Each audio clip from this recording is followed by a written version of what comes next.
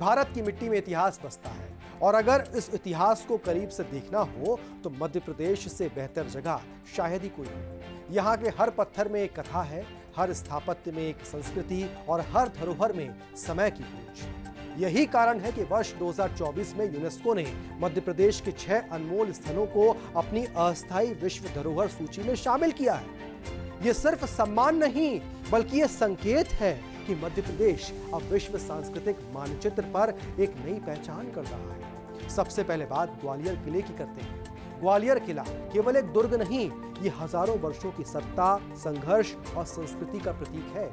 कहा जाता है कि इसे सूरज के समान तेजस्वी माना गया। यहाँ से दिखाई देता दृश्य मानो अतीत और वर्तमान साथ खड़े हों। यहाँ स्थित सास बहू का मंदिर, गुजरी महल और तमाम राजवंशों के निशान कहते हैं कि इतिहास मिटता नहीं, वो बस पत्थरों में अमर हो जाता है। ग्वालियर किला इसलिए खास है क्योंकि यहाँ से भारत की संगीत परंपरा ने भी जन्म लिया। ताने, राग, ध्रुपद सबकी जड़ें इसी भूमि में है। अब बात राजस्थान की सीमा से लगे धार जिले के धमनार का ऐतिहासिक समूह की बात करें तो ये जैन दर्शन की प्राचीन गवाही है। 7वीं शताब्दी के जैन मंदिरों का समूह स्थित है। यहाँ की मूर्तियां और मंदिर न केवल धार्मिक दृष्टि से महत्वपूर्ण हैं, बल्कि ये प्राचीन भारत की शिल्पकला और धर्म सहिष्णुता की झलक भी देते हैं। धमनार के जैन मंदिर उस युग के कलाकारों की सूक्ष्म दृष्टि और आस्था की गहराई को सामने रखते हैं। हर मूर्ति में शांति है, संयम है और करुणा की झलक है। ये स्थल बताता है कि मध्य प्रदेश में धर्म केवल पूजा नहीं, एक जीवन दर्शन है। बात भोजेश्वर महादेव मंदिर यानी भोजपुर की करें तो जहां राजा भोज की गाथाएं आज भी हवा में तैरती हैं। यहां स्थित है भोजेश्वर महादेव मंदिर, जो अपूर्ण होते हुए भी भारत के सबसे भव्य मंदिरों में गिना जाता है। इस मंदिर की एक ही शिवलिंग मानो मानव परिश्रम और भक्ति की सीमा को परखती है। भोजेश्वर महादेव मंदिर अधूरा है, पर इसकी अधूरापन ही इसकी पहचान बन गया है। ये मंदिर हमें सिखाता है, हर अधूरा कार्य असफलता नहीं होता, कभी ये अधूरापन भी अमरता बन जाता है। राजा भोज ने सिर्फ स्थापत्य नहीं रचा, बल्कि एक सभ्यता का चेहरा गढ़ा, जो आज भी इस मंदिर के स्तंभों में जीवित है। अब बात चंबल घाटी के रॉक कला स्थल की करें तो यहाँ समय की दीवारों पर इतिहास दिखाई देता है। मध्य प्रदेश की चंबल घाटी, आज जिसे लोग जंगलों और घाटियों का क्षेत्र मानते हैं, वो कभी मानव सभ्यता के आरंभिक अध्याय का केंद्र रही है।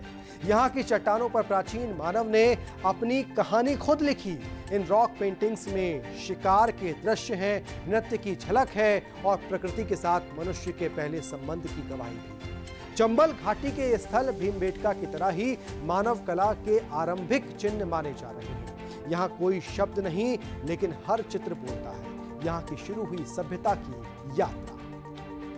बात जल प्रबंधन के अद्भुत उदाहरण बुरहानपुर के खूनी भंडारा की करते हैं। बुरहानपुर जहां मुगलकालीन स्थापत्य और विज्ञान का संगम देखने को मिलता है।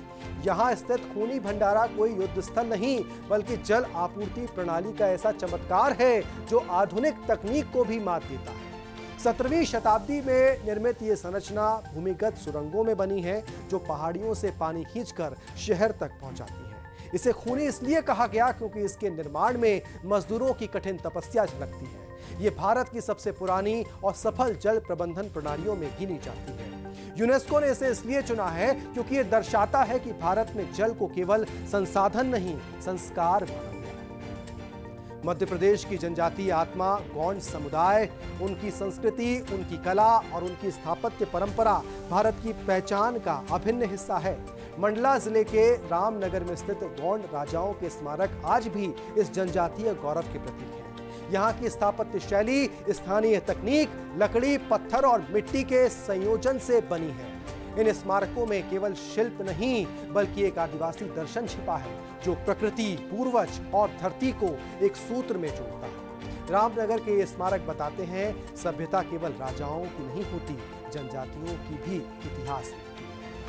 यूनेस्को की अस्थायी सूची में शामिल होना किसी धरोहर स्थल के लिए पहला बड़ा कदम होता है। अब इन स्थलों की विस्तृत रिपोर्ट, संरक्षण योजना और सांस्कृतिक महत्व की समीक्षा की जाएगी। इसके बाद ही इन्हें विश्व धरोहर स्थल यानी कि वर्ल्ड हेरिटेज साइट का दर्जा दिया जाएगा। लेकिन इतना तय है, मध्य प्रदेश ने अब यह साबित कर दिया है कि यह केवल भारत का हृदय नहीं, बल्कि भारत की आत्मा भी है। मध्य प्रदेश की धरती पर इतिहास सिर्फ देखा नहीं जाता, उसे महसूस किया जाता है। ग्वालियर के किले से लेकर भोजपुर के अधूरे मंदिर तक, बुरहानपुर के जलमार्ग से लेकर मंडला की जनजातीय स्मृतियों तक, हर स्थल कहता है मैं समय की सांस हूं। यूनेस्को की सूची में ये नाम आना केवल धरोहरों का सम्मान नहीं, बल्कि उस संस्कृति का अभिनंदन है जो हजारों वर्षों से मानवता, कला और आस्था का संगम बनी हुई है।